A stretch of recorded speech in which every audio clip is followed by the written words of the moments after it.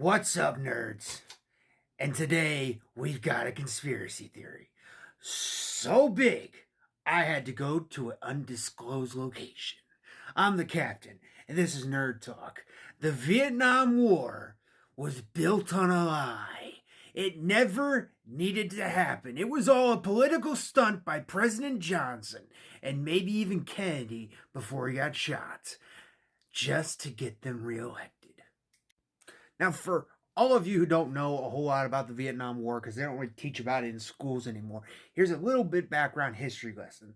The Vietnam War was a 20-year war that we only spent about 10 years in officially. We were in the country the entire time, whether it be in administrations or spies or whatnot, but the actual soldiers fighting in it were only in there from 1964 to 1974. The war did end in 1975, but it started all the way back in 1955 with the French, and their involvement was from the get-go. We kind of came in at the end. President Johnson and President Kennedy, I believe, and this is where the conspiracy theory starts, they staged a coup of some sorts with the the Gulf of Tonkin. If anyone doesn't know about this, basically what happened was there was two battleships in the Gulf of Tonkin in a massive storm, and they were reporting that they were surrounded by ships and they were getting fired upon or something like that. They were reading on their radar missiles being shot at. They returned fire, and just all throughout the night they were shooting and shooting and shooting, but they weren't hitting anything. They couldn't read that they were hitting anything, but they were firing all throughout the night. They ordered planes to fly overhead to give a little scouting of what they were shooting at.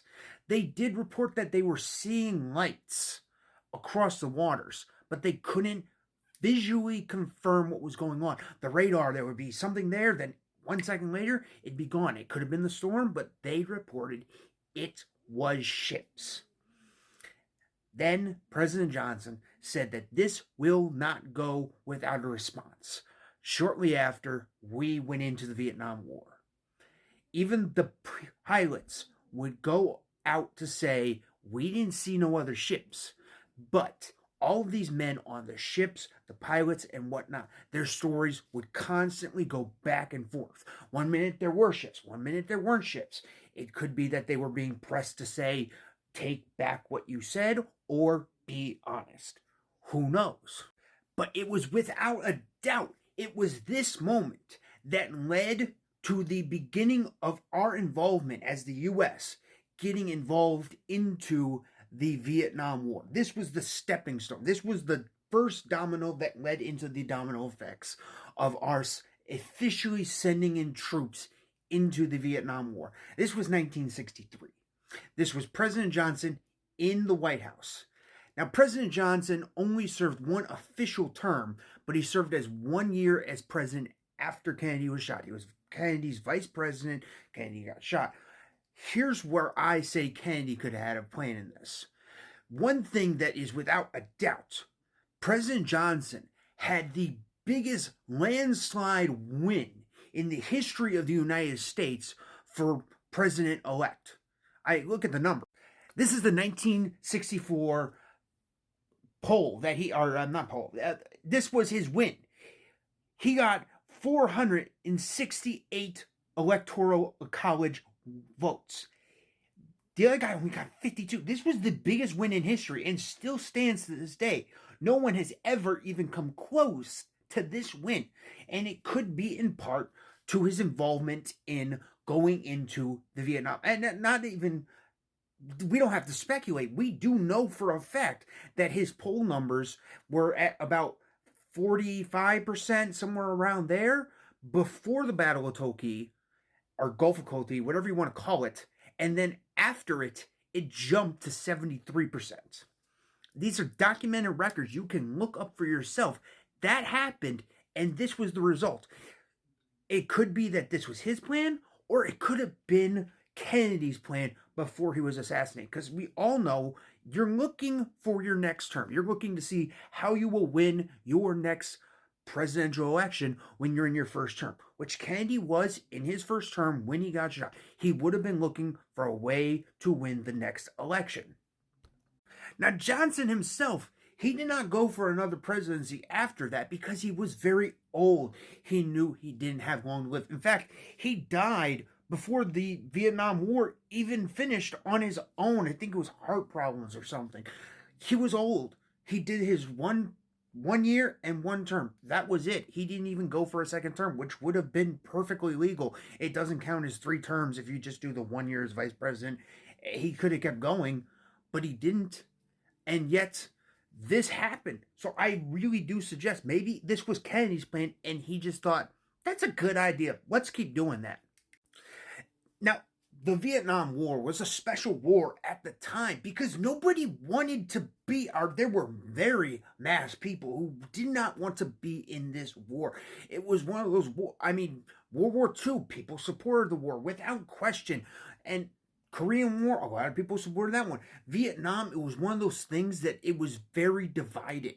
People didn't know why they were getting their nose stuck into that.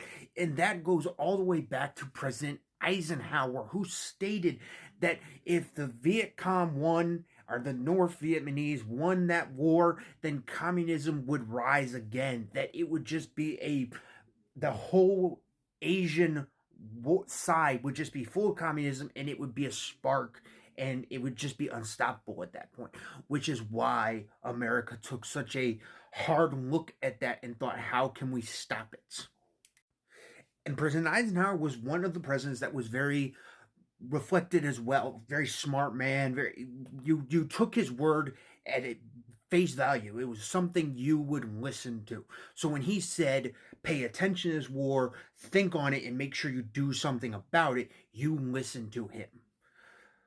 But at the time, it was still 1955. You just got out of another war. You did not want to get into another one, which is something that they just did not want to do. So they waited, and President Johnson and Kennedy, I'm sure they wanted to get into that war, but they had to find a way to get into it, but in a way that made sense. And someone touching your boats. That has always been America's thing. You touch our boats, we bomb your hell. Therefore, Battle of Tonkin Key.